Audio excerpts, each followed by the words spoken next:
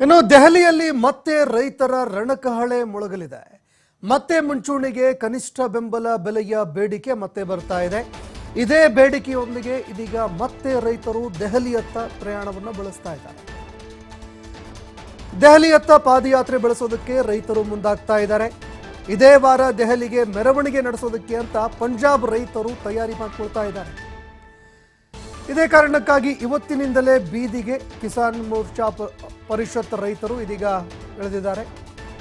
ದೆಹಲಿ ನೋಯ್ಡಾ ಹೆದ್ದಾರಿಗೆ ಬ್ಯಾರಿಕೇಡ್ಗಳನ್ನು ಕೂಡ ಪೊಲೀಸರು ಅಳವಡಿಕೆ ಮಾಡಿದ್ದಾರೆ. ಹೋರಾಟ ತೀವ್ರ ಸ್ವರೂಪ ಪಡೆದುಕೊಳ್ತಾ ಇದೆ. ಉತ್ತರ ಪ್ರದೇಶದ ಎಲ್ಲಾ ರೈತರು ಕೇಂದ್ರ ಸರ್ಕಾರದ ವಿರುದ್ಧ ಕಿಡಿಕಾರ್ತಾ ಇದ್ದಾರೆ.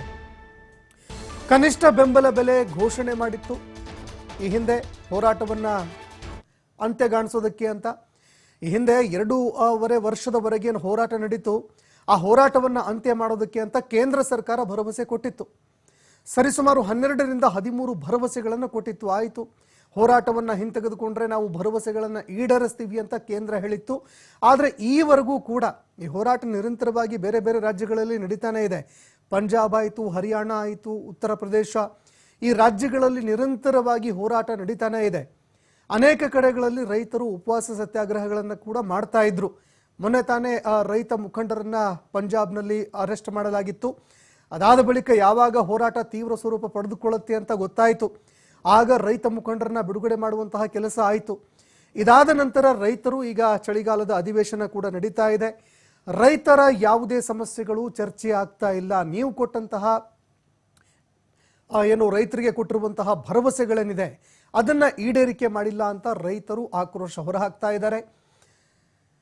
ಈಗ ಉತ್ತರ ಪ್ರದೇಶದಿಂದ ರೈತರು ಪಾದಯಾತ್ರೆ ಕೂಡ ಆರಂಭ ಮಾಡಿದ್ದಾರೆ. ಈ ನಡುವೆ ರೈತರು ದೆಹಲಿ ಪ್ರವೇಶ ಮಾಡದಂತೆ ಮುಂಜಾಗ್ರತೆ ಕ್ರಮಗಳನ್ನು ಕೂಡ ಪೊಲೀಸರು ಕೈಗೊಂಡಿದ್ದಾರೆ. ದೆಹಲಿ ಹಾಗೂ ನೋಯ್ಡಾ ಹೆದ್ದಾರಿಯಲ್ಲಿ ಎಲ್ಲಿ ನೋಡಿದ್ರೂ ಕೂಡ ಟ್ರಾಫಿಕ್ ಜಾಮ್ ಆಗಿದೆ. ದೃಶ್ಯಾವಳಿಯಲ್ಲಿ ನೋಡ್ತಾ ಇದ್ದೀರಿ ನೀವು. ಉತ್ತರ ಪ್ರದೇಶದ ನೋಯ್ಡಾದಿಂದ ರೈತರು ಈಗಾಗಲೇ ಪಾದಯಾತ್ರೆ ಕೈಗೊಂಡಿದ್ದಾರೆ. ದೆಹಲಿ ಹಾಗೂ ನೋಯ್ಡಾ ನಡುವೆ ಇರುವಂತಹ ಹೆದ್ದಾರಿಯಲ್ಲಿ ಎಲ್ಲಿ ನೋಡಿದ್ರೂ ಕೂಡ ಟ್ರಾಫಿಕ್ ಜಾಮು. ಸರಿಸುಮಾರು 30 ಕಿಲೋಮೀಟರ್ ರಸ್ತೆ. ಈ 30 ಕಿಲೋಮೀಟರ್ ರಸ್ತೆಯುದ್ದಕ್ಕೂ ಎಲ್ಲಿ ನೋಡಿದ್ರೂ ಟ್ರಾಫಿಕ್ ಜಾಮ್ ಆಗಿದೆ. ಎಲ್ಲಿ ನೋಡಿದರತ್ತ ರೈತರು ಬೀಳುಬಿಟ್ಟಿದ್ದಾರೆ. ದೆಹಲಿಗೆ ನಾವು ಪ್ರಯಾಣ ಮಾಡೇ ಮಾಡ್ತೀವಿ ಅಂತ ರೈತರು ಟೊಂಕ ಕಟ್ಟಿ ನಿಂತಿದ್ದಾರೆ. ಸಂಯುಕ್ತ ಕಿಸಾನ್ ಮೋರ್ಚಾ, ಕಿಸಾನ್ ಮಜ್ದೂರ್ ಮೋರ್ಚಾದಿಂದ ಹೋರಾಟ ಕೈಗೊಳ್ಳಲಾಗಿದೆ. ಫೆಬ್ರವರಿ 13ರಿಂದ ಪಂಜಾಬ್, ಹರಿಯಾಣ ಗಡಿ ಪ್ರದೇಶಗಳಲ್ಲೂ ಕೂಡ ಹೋರಾಟಕ್ಕೆ ಸಜ್ಜಾಗ್ತಾ ಇದ್ದಾರೆ. ಮುಂದಿನ ದಿನಗಳಲ್ಲೂ ಕೂಡ ಹೋರಾಟ ಮಾಡೋದಕ್ಕೆ ತಯಾರಿ ನಡೀತಾ ಇದೆ.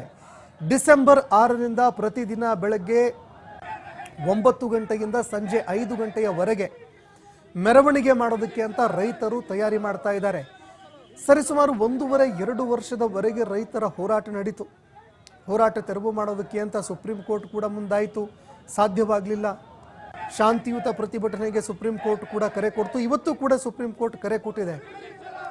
ಶಾಂತಿಯುತವಾಗಿ ಪ್ರತಿಭಟನೆ ನಡೀಬೇಕು, ರೈತರು ತಮ್ಮ ಬೇಡಿಕೆಗಳನ್ನು ಶಾಂತಿಯುತವಾಗಿ ಇಡಬೇಕು ಅಂತ ಸುಪ್ರೀಂ ಕೋರ್ಟ್ ಹೇಳಿದೆ. ಈ ನಡುವೆ ರೈತರು ಹೇಳ್ತಾ ಇರುವಂಥದ್ದು 1.5 ವರ್ಷ ಹೋರಾಟ ಮಾಡಿದಾಗ ಹೋರಾಟ ತೆರವು ಮಾಡೋದಕ್ಕೆ ಭರವಸೆಗಳನ್ನು ಕೊಟ್ಟಿದ್ರಿ. ಕನಿಷ್ಠ ಬೆಂಬಲ ಬೆಲೆ ಕಾನೂನಾತ್ಮಕವಾಗಿ ಸಿಗಲೇಬೇಕು, ಕಾನೂನಾಗಿ ಹೊರಬರಬೇಕು, ಅಧಿವೇಶನದಲ್ಲಿ ಇದನ್ನು ಮಂಡನೆ ಮಾಡಲೇಬೇಕು ಅಂತ ರೈತರು ಈಗ ಪಟ್ಟು ಹಿಡಿತಾ ಇದ್ದಾರೆ.